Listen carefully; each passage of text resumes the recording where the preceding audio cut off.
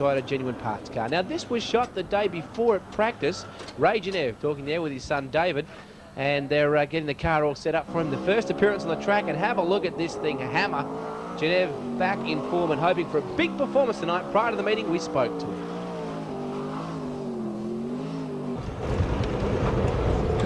A little bit lean up top. Yeah.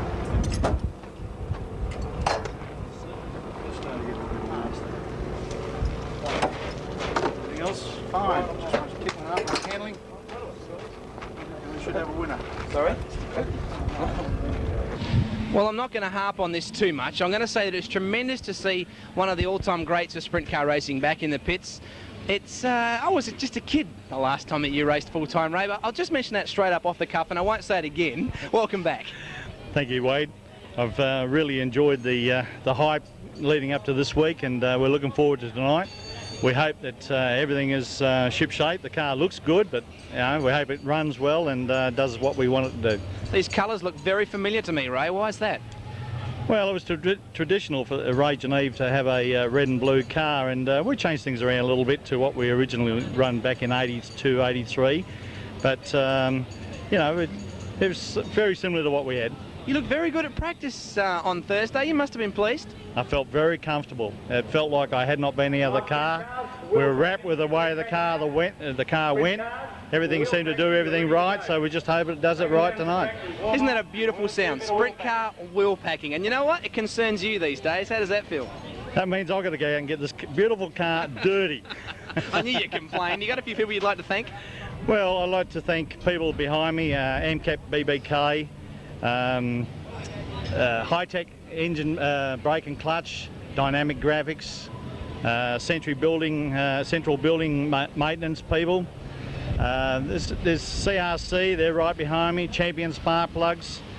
My boys in the crew, especially John Seymour, he's worked tireless hours. You know, he's been there every night that I've been there, and probably occasionally he's been there before I have. So I thank all these people, and I thank my wife for being so patient with me, and she's been patient with me over the last 30 odd years, but exceptionally patient with me in the last few weeks. Mate, 3 words to the charger of Osborne Park. Go get them. I will go and get them for sure.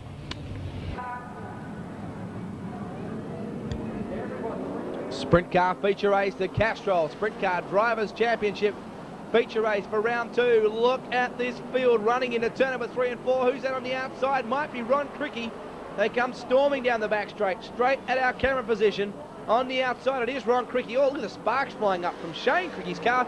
Gavin Migro hoses his teammate Ron Cricky going into turn number 4. Oh, John Cricky very high on the circuit. Look at Migro trying to work the inside on Shane Cricky, who tried to hold him out but couldn't do. Yes, he could. Nice drive. Holding out Gavin Migro. Look at Ron and Gavin going at it. Terry Cutts holding on to 3rd place. In fact, picking up 3rd from Rod Howe. Back there in 2nd place is Ray Genev. Our race leader is Darryl Cricky, who's doing a hell of a job considering it's his first race back at Claremont Speedway for 94-95 in the new car. Look at this field roaring onto the main straight. There is Shane Cricky in the Toyota Genuine Parts number 2 Murphy coil car. John Cricky, slips underneath. Gary Sartori, Gavin Migro. How lucky was he to drive out of that? Well, not too lucky, because the car has quite possibly done some damage to the right rear. It's sitting on a very unnatural angle, and Migro's going to continue on, but he's definitely damaged. Now it slows up, and he was lucky, boy, not to get slammed in the fence. He's pulling down off the track to get out of the way, and you can see Migro dejectedly looking down. He wouldn't be happy with that at all. Here's our race leader, Darryl Cricky, the 95 Ron Cricky Auto Centre car, doing a great job out in front, and sitting in behind him is the charger from Osborne Park, Ray Genev, and that brand new 40 car, brand new in his hands at least. It's the ex-Melinda Dumsney car that she campaigned in the USA a couple of seasons ago, and Genev said during the week he's going to go out and win this feature race, and he's a few laps away from doing that yet, but he's making one hell of a charge. Look at this, Gary Sartori and Eddie Gobby. There's an interesting matchup. They run out of turn number 4 and down the main straight once more. John Cricky having a battle with Rod Howe, who's doing a pretty good job on the number 10 Performance Mods car.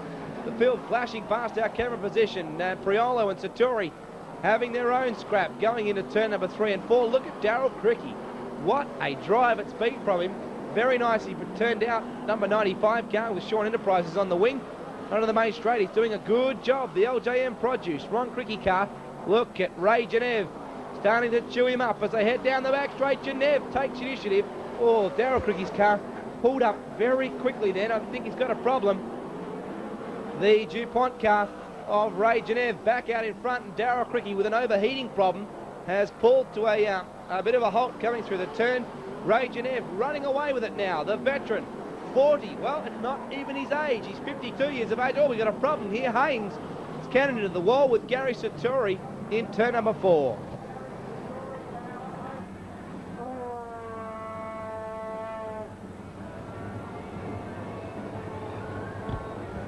Gary Satori just conversing with the officials to check on his starting procedure perhaps. Satori will lead them away, or Cutsy, very keen right from the outset, but Genev just pulls away down the back straight. Well, driving the main straight. They run into turn number 1 and 2. Cutsy in second, Ron Cricky in third, Shane Cricky, running very low, coming off turn number 4. Watch out for the infield sign, Shane. Back then to Rod Howe and John Cricky. Ron Cricky expected to make a challenge here. He's holding down third. Genev's still leading. And Genev's got the wood on Terry Cutts. There's nothing wrong with that motor. And the veteran of sprint car racing back after a 10-year hiatus. He is well and truly running down the rest of this field and pulling away. John Cricky's got his hands full with Rod Howe. I've been very impressed with Howe's drive so far this evening. In the Performance Mods number 10 car, look at John Cricky. Oh, running very low to get past him. Look at Ray Genev. He's got this thing running on rails. Beautifully prepared, as you'd expect. It's the way that Genevs do things with their racing.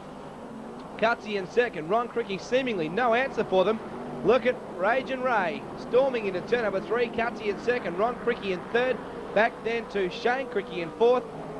Be Rod Howe, John Cricky, Pino Priolo, Eddie Gobby and Alan Haynes.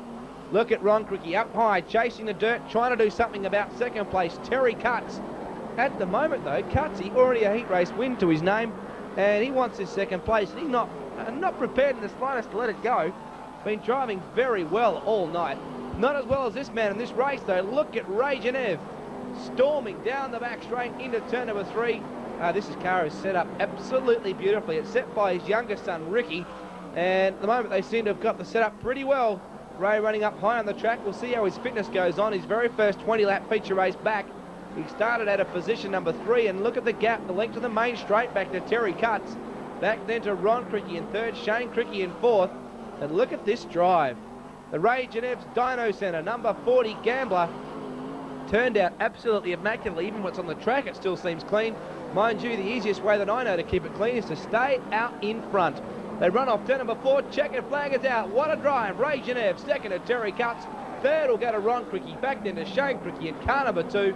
Rod Howe and back to John Cricky, but what a drive from Genev.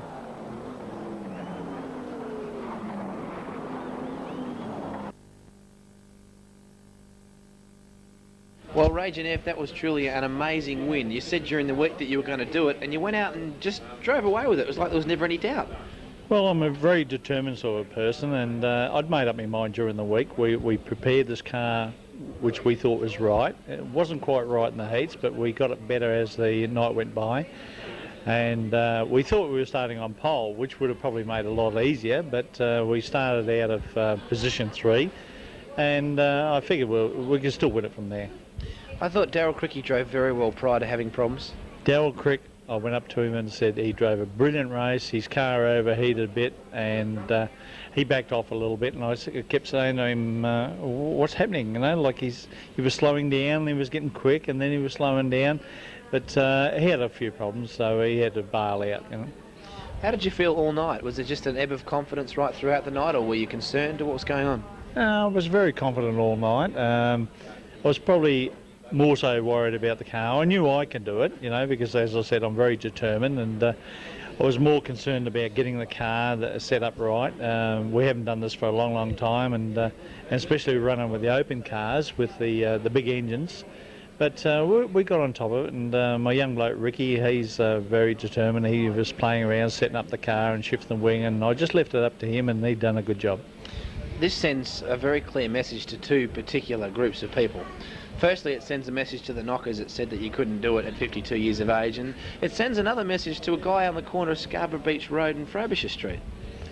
It does. The knockers, you know, there's always going to be knockers in the sport, which, you know, to me, it helps the sport along, because if you didn't have knockers, well, and everything will sail along smooth, it'd become boring. So, you know, I think while you got knockers, it's always it's good for the sport.